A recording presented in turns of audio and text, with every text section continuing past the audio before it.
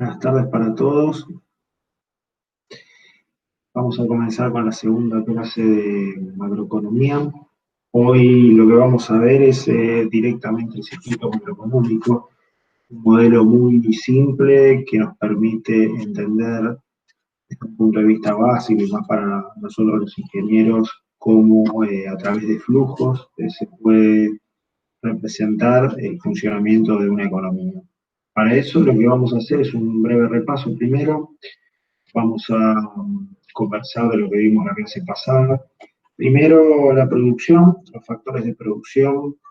Hemos visto que son el capital, el trabajo, la tierra y la empresa, y cómo se remuneran ellos a través de sus remuneraciones. O sea, básicamente el capital, que, bueno, por ponerlo a trabajar obtiene un interés, el trabajo, o sea, las familias o personas cuando se ponen a trabajar tienen un salario, la tierra, que serían, digamos, los terratenientes, latifundistas, aquellas personas que tienen un terreno o tienen un alquiler o renta se llama, y finalmente para la empresa, el empresario, obtienen una utilidad o beneficio de ese factor de producción. A su vez, para el circuito macroeconómico que vamos a describir hoy, vamos a utilizar a distintos factores, perdón, a distintos sectores económicos. Vamos a hablar de las familias, que son básicamente entendido indistintamente por familias o personas, que son aquellas personas que trabajan.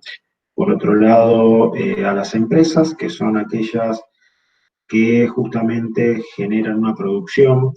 Obviamente las familias o las personas son las que manejan las empresas, pero los efectos de la contabilidad nacional y lo que vamos a ver hoy, vamos a agrupar a las personas que trabajan por un lado y a las empresas o empresarios por el otro, que son quienes poseen los medios de producción para poder generar utilidades o beneficios.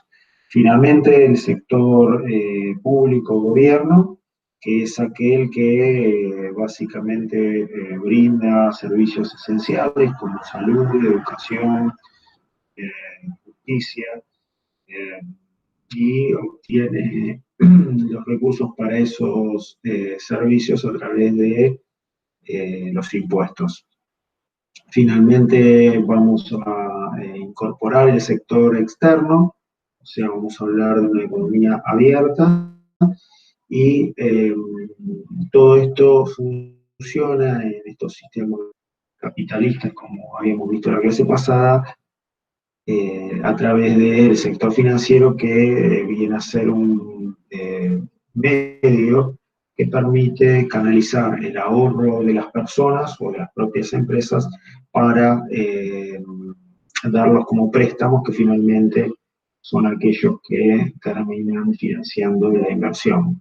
Luego vamos a ver un poco más en detalle todas estas palabras nuevas, de las cuales empezamos a hablar ahora, pero la idea de hoy es entender el circuito propiamente dicho, incorporar estos conocimientos y en las próximas clases vamos a ver más en detalle cada una de estas funciones que componen, digamos, el circuito macroeconómico. Finalmente, solo para repasar, vamos a hablar ahora puntualmente de la economía en su totalidad y a lo largo del curso hablaremos puntualmente del mercado de bienes y servicios. Más adelante vamos a ver el mercado de dinero, bonos y finalmente el mercado de trabajo para juntar todo hacia un modelo de equilibrio general que le vamos a llamar demanda y oferta agregada macroeconómica un poco más adelante. Bueno, vamos a comenzar con el concepto del circuito macroeconómico. Circuito macroeconómico como un sistema muy similar a lo que nosotros vemos en electricidad, por ejemplo, con flujos de dinero, que son aquellos que justamente están representados por flechas, ¿sí? En los nodos se pueden dividir o se pueden juntar en los flujos. En este caso es un circuito muy simple y cerrado, en el cual únicamente hay dos sectores. Los sectores son las familias o personas y las empresas. Eh, para entender un poco cómo funciona, vamos a comenzar del nodo de las empresas, donde se produce justamente el proceso productivo de las empresas, las cuales generan lo que se llama un producto o una producción. Esa producción o producto eh, justamente da como resultado un valor agregado, porque ellas agregan valor a las materias primas y obtienen, ¿sí?, un producto que en el caso de las familias pasa a ser el ingreso de las familias. Ese ingreso de las familias llega como un salario, o sea, como un ingreso a las familias, y ellas lo que hacen en este caso, porque no tienen otro sector donde poner ese ingreso, directamente lo consumen en su totalidad. Ese consumo, a su vez, forma lo que le llamamos la demanda agregada. Aquí es muy, muy simple porque directamente el consumo es la demanda agregada y esa demanda es lo que las empresas demandan para poder nuevamente generar la producción y el valor agregado. Sería un circuito cerrado, quizás resulta un poco difícil de entender ahora, eh, digamos, en un circuito tan simple. A medida que agreguemos más sectores se va a entender con mayor facilidad. De todas maneras, lo que cabe acá destacar es, por un lado, el concepto de valor agregado, que es justamente aquello que las empresas van agregando de valor en su cadena productiva y eso da como resultado el ingreso. El ingreso habíamos visto la semana pasada que era una forma de mencionar al PBI. El PBI era también el nivel de actividad de la economía, habíamos visto, y para reforzar un poco vamos a mencionar que este PBI o nivel de actividad o ingreso de la economía se puede medir de varias maneras. Se puede medir a través de las ventas de productos finales, a través de la sumatoria de los valores agregados o como el valor bruto de producción menos los consumos intermedios. Eso lo vamos a ver con mayor detalle en la práctica, las formas de calcular, digamos, el producto o el nivel de ingreso de la economía, pero a priori para nosotros ahora es suficiente conocer que se puede calcular de distintas maneras y que las empresas, cuando empiezan a estar integradas entre sí, los productos de algunas de ellas pasan a ser insumos del eslabón posterior en la cadena productiva, con lo cual, para evitar la duplicación, a todo lo que se produce se le restan estos consumos intermedios y de esa manera llegamos al ingreso o al producto interno, que sería la suma también de las ventas de productos finales. Bueno, para entenderlo un poco mejor, acá hay un ejemplo donde hablamos de tres sectores, incorporamos, además de las empresas y las familias, al sector o sistema financiero, que es quien canaliza el ahorro de las personas. Entonces, tenemos Q, que es el producto. Este producto de las empresas, en este ejemplo que ya es más numérico, es igual a 100.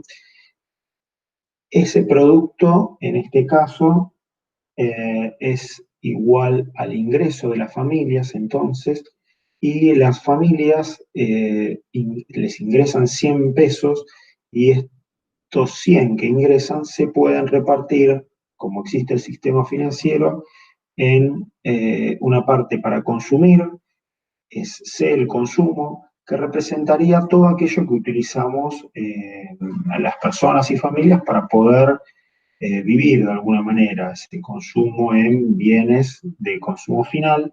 Todo lo que no se consume pasaría a ser el ahorro, ese es el savings, y es igual a 30 en este caso. Esos 30 entran al sistema financiero y el sistema financiero básicamente lo único que puede hacer es prestarlos y al prestarlos, después vamos a ver en detalle el funcionamiento del sistema financiero, da como resultado una inversión de 30, ¿sí? O sea, los mismos 30 que entraron salieron como inversión. Vemos que en el caso de las familias la demanda es el consumo y en el caso de las empresas ellas demandan inversión. Entonces, en el lado inferior del circuito tenemos el consumo de las familias, la inversión de las empresas y se vuelven a juntar nuevamente dando lo que se llama una demanda agregada. Se llama agregada porque es justamente la demanda de los distintos sectores de la economía que sumadas dan justamente el concepto de agregación. Entonces, volvemos a tener en este caso en el circuito una demanda de 100 que ingresa a las empresas y da como resultado nuevamente el producto. Esto sería un sistema que está en equilibrio. Se habla de que existe un equilibrio ex post, o sea, el concepto de que se produce un equilibrio al final del año. Para poder graficarlo mejor, nosotros tenemos al principio de un año una producción, ¿sí? Que en este caso vuelvo a empezar desde el comienzo de las empresas, es de 100, va hacia las familias esa producción, las familias o consumen o ahorran ese ingreso y finalmente vuelve este ahorro como parte de inversión y como consumo. Supongamos que los planes de producción de las empresas no son perfectos, entonces en el caso de que estos planes de producción de las empresas no fueran perfectos y queden, digamos, productos sin vender, eso formaría parte de una inversión en inventarios no planeada y entonces obtendríamos finalmente de vuelta el equilibrio, o sea, iría toda la demanda agregada como stocks que finalmente equilibran al producto y al ingreso para el próximo año. O sea que decimos que siempre existe un equilibrio ex post de la economía y logrado ese equilibrio, la demanda agregada es igual al producto y al ingreso. Para complejizar un poco más, vamos a hablar acá de una economía de 4 sectores, donde están las familias, las empresas, el sector financiero, como vimos recién, y ahora hablamos del gobierno. En este caso, el gobierno, como ya mencionamos, es un sector que obtiene recursos de las personas y las empresas, a eso le llamamos impuestos, y como contrapartida da servicios esenciales de salud, de seguridad, de educación, justicia y demás, que estarían representados por la letra G del gasto público. Entonces, las familias demandan consumo, las empresas inversión, como vimos, y aquí el gasto público es denotado por la letra G. Pues vamos a ver en más detalle estas funciones muy simples que son las que se pueden utilizar para describir el comportamiento de las variables de la demanda agregada. Pero a priori, el circuito en este caso comienza con producto o producción Q, que se transforma, es lo mismo que el ingreso, ingresa a la economía una cantidad. Cuando llegamos al primer nodo, nos encontramos con el gobierno que extrae primero que nada a las personas parte de su ingreso, que justamente se materializan en la letra T, T es de taxis, que son los impuestos, y esos impuestos T van a parar al nodo del gobierno, que reparte una parte en gasto público y otra parte en SG, que sería el savings del gobierno, ¿no? O sea, savings government, que sería el ahorro del gobierno, en este caso T menos G, justamente impuestos menos gastos, es el ahorro del gobierno que va a parar también al nodo financiero. En el caso de lo que queda, de quitarle impuestos al ingreso, se le llama ingreso disponible, que justamente es porque el ingreso que llega a las personas ya disponible o deducido de impuestos, y ese ingreso disponible en este nodo de las personas pasa a ser o consumo, que es lo que demandan las personas para vivir, o ahorro, que es SP, ahorro de las personas. En el sector financiero, este ahorro de las personas nuevamente se junta con el ahorro del gobierno y se transforma en la inversión. Entonces, en este modelo tenemos que los sectores de las empresas, de las personas y del gobierno tienen componentes de la demanda agregada que justamente a toda la suma de el consumo, el gasto y la inversión se le llama demanda agregada. Y esa demanda agregada va a estar en equilibrio con la producción al fin del año, ¿eh? Siempre recordando que a través de la diferencia de inventarios terminamos equilibrando todas las cuentas.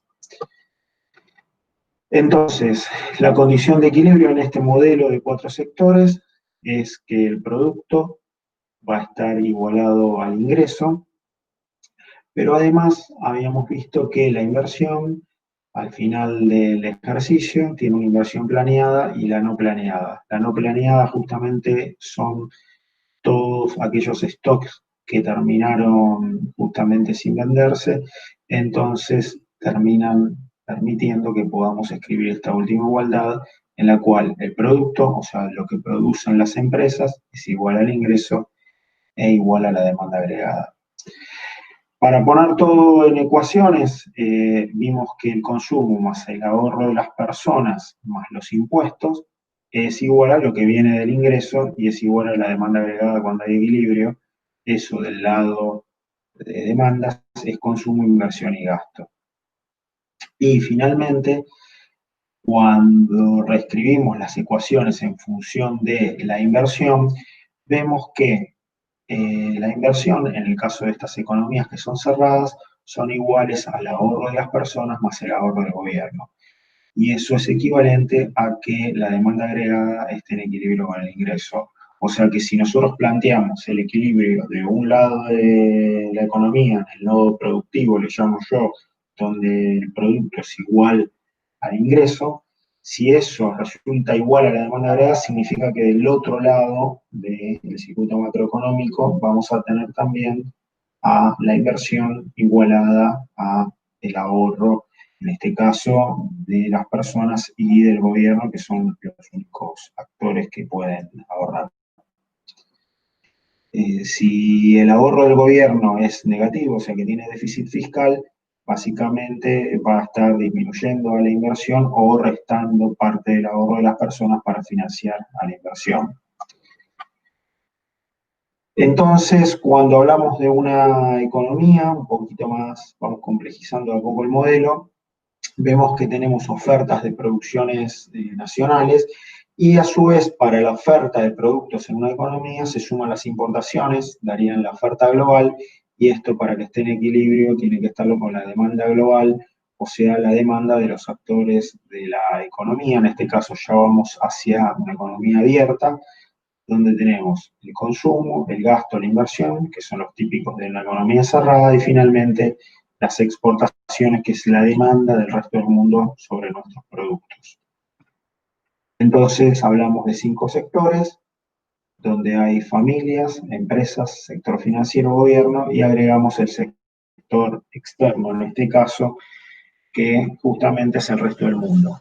El resto del mundo se, digamos, relaciona con nuestra economía desde el punto de vista de las cuentas nacionales a través de 4 términos que son la remuneración de factores, o sea, todo aquello que remunera los factores de producción, tanto externos como internos.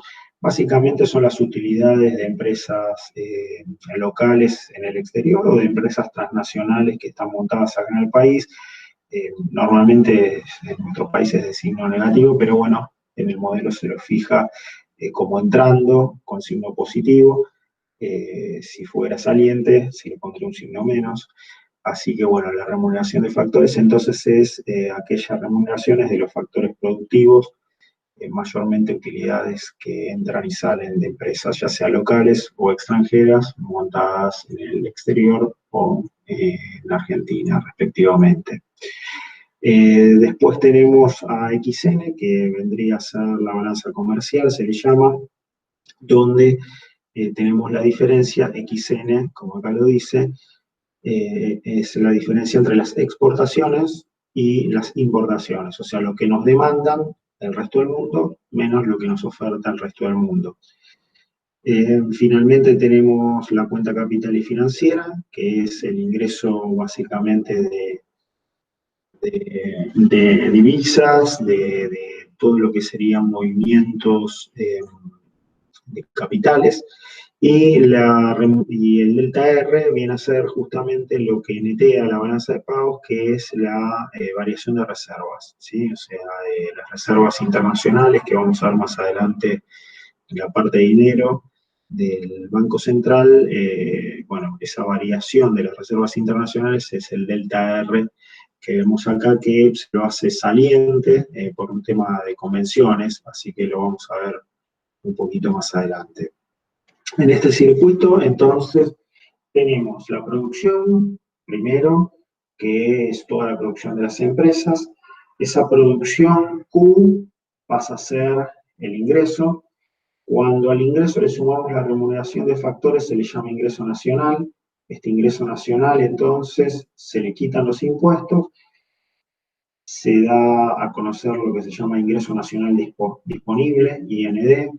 Este IND, entonces, ahí sí las personas que se le quitaron los impuestos pueden consumir o ahorrar. Entonces tenemos el ahorro nacional de las personas, la N es porque incluye la remuneración de factores, y una parte, decíamos, va al ahorro y la otra al consumo. En el caso del gobierno, el impuesto va al nodo del gobierno y él lo gasta o lo ahorra, sería el ahorro nacional del gobierno, y en el nodo financiero, cuando entra en la cuenta capital y menos la variación de reserva, tenemos lo que se llama el ahorro externo. Este ahorro externo también financia a las inversiones. Entonces, inversiones más consumo más gasto nos dan la demanda agregada, que sumado a las exportaciones netas dan justamente la demanda agregada macroeconómica en economías abiertas, y finalmente eso es igual al producto al final del ejercicio. Entonces, la condición de equilibrio es que el producto sea igual al ingreso, y ex post verificamos que el producto es igual al ingreso e igual a la demanda agregada. Todas estas identidades finalmente nos llevan a entender que la demanda agregada, que es el consumo más ingresos más gasto más las exportaciones netas, son iguales también del otro lado a el consumo más el ahorro de las personas más los impuestos. Y si igualamos todo, vamos a ver que finalmente la inversión es igual al ahorro de las personas más el ahorro del gobierno menos la cuenta corriente. Eso es haciendo simplemente álgebra. Entonces tenemos por el lado productivo el equilibrio de la economía, donde la producción es igual al ingreso e igual a la demanda agregada, y en el otro nodo financiero la inversión es igual al ahorro de las personas más el ahorro del gobierno menos la cuenta corriente. ¿Qué es la cuenta corriente? La cuenta corriente es las exportaciones netas o balanza comercial más la remuneración de factores. Se le llama cuenta corriente porque provienen de intercambios no del tipo financiero, como la cuenta capital y financiera, sino justamente de intercambios más del tipo comercial y realizables en periodos cortos, menos de un año. Por eso las exportaciones netas como exportaciones menos importaciones, más las utilidades que serían las remuneraciones de factores. Entonces, hablamos de cuenta corriente como XN más RF. Finalmente, entonces, las inversiones más las cuentas corrientes es igual al ahorro nacional total. Y cuando hablamos de todo lo que se comunica con el resto del mundo, hablamos de balanza de pagos. Entonces, la balanza de pagos está en equilibrio, todo lo que entra igual a todo lo que sale, y XN más RF, o sea, cuenta cuenta corriente, perdón, más la cuenta capital y financiera menos la variación de reservas es igual a cero. Resulta entonces que la cuenta capital y financiera menos la variación de reservas se le llama ahorro externo, que sería todo el ahorro del resto del mundo hacia nuestro país. Básicamente puede ser también inversión directa o cuando ingresa ahorro del resto del mundo, por ejemplo, cuando Argentina emite bonos en otra moneda y tenedores externos ponen ahorro de ellos que entra como divisas a nuestro país. Entonces, la cuenta corriente ya vimos que es menos SE, y entonces podemos decir que la inversión termina siendo, cuando está en equilibrio, igual al ahorro nacional total más el ahorro externo, o sea que el ahorro total. Entonces, siempre cuando está en equilibrio la economía, el producto igual a la demanda agregada, igual al ingreso, y la inversión igual al ahorro total, ya sea si la economía está cerrada o si la economía está abierta, ponemos el ahorro externo también en la inversión. Bien, y para terminar, vamos a hablar de este modelito que es muy sencillo, que es muy parecido a lo que vimos antes. Se le llama modelo de tres brechas, donde la diferencia entre el ahorro y la inversión, en este caso de las personas, se le llama brecha de ahorro privado. El ahorro del gobierno es justamente la diferencia entre los impuestos y el gasto, y se le llama brecha externa si la balanza comercial está equilibrada o desbalanceada. Los tres términos sumados dan igual a cero, entonces nos permite rápidamente interpretar si una economía tiene desequilibrios, ya sea fiscales con el término del medio o externos con el término de la balanza comercial. Van a tener que buscar justamente auxilio en que exista una brecha de ahorro privado. Si la economía, por el contrario, tiene una brecha de ahorro privado muy grande, o sea que las personas ahorran poco, no van a poder financiar su inversión y entonces van a necesitar o que el Estado ahorre o que el resto del mundo termine financiando justamente a la falta de ahorro. Entonces se ve de alguna manera que tienen que estar balanceadas las tres patas de este modelo que se le llama popularmente de tres brechas, y lo vamos a ver también en más detalle en la clase presencial. Bueno, con esto tenemos una muy breve introducción para ir meditando el asunto. Lo vamos a explicar más en detalle en la clase con consultas de ustedes de lo que es el circuito macroeconómico, pero a modo de introducción pueden, digamos, volver a repetir esta clase, la presentación que está también subida en el campus, y los capítulos del libro de aventura, que son alrededor de 4, 3 y 4 que cubren estas cuestiones. Bueno, muchas gracias.